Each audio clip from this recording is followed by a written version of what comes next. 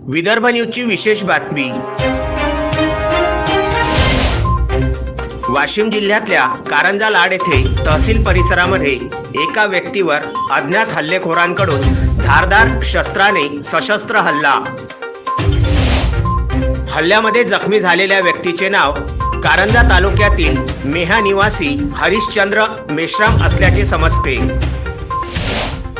ते कारंजा तहसील कार्यालयाच्या बाहेर कारकून म्हणून काम करीत असल्याची प्राथमिक माहिती। मेश्राम यांच्यावर धारदार शस्त्राने हल्ला करून हल्लेखोर घटनास्थळावरून पसार।